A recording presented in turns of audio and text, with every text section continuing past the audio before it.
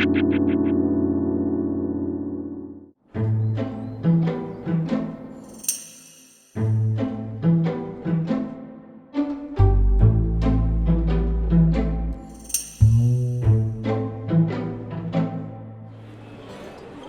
people are concerned that globalization is threatened by slowing growth and debt.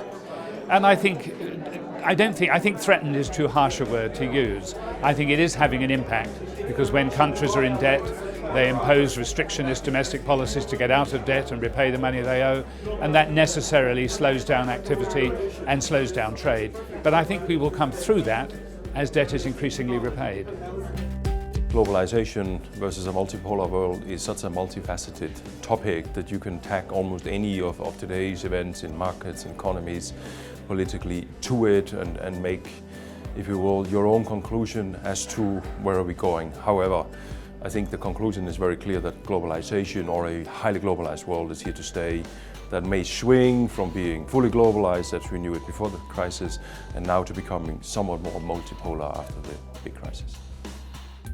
Globally speaking, over the next 50 years, I think we're going to see a world in which, yes, there's great competition between countries and among regions, and I think that's quite good for global governance. It keeps it on its toes. I think the real challenges are going to be within countries.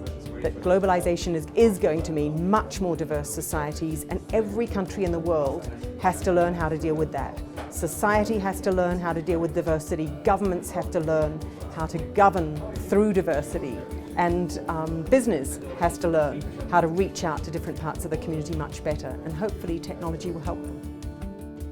People like to think the institutions we've got, like the IMF, the World Bank, the WTO, are no longer fit for purpose.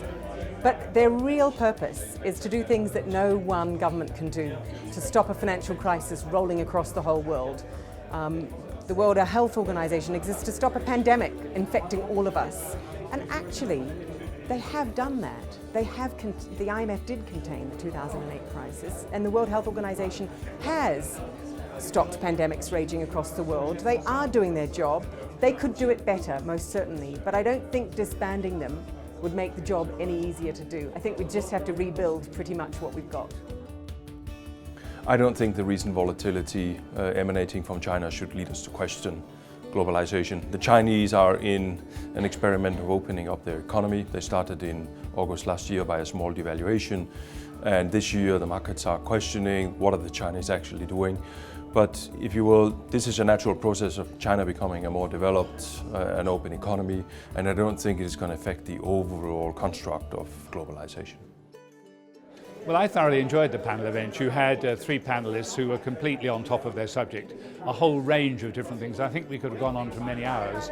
And I think people came away with a clear understanding of the complexity of the issue, the scale of change that we're actually facing. But I think people felt the glass was more half full than empty. And I think at a time when most people take a rather despairing look at events, that was very healthy.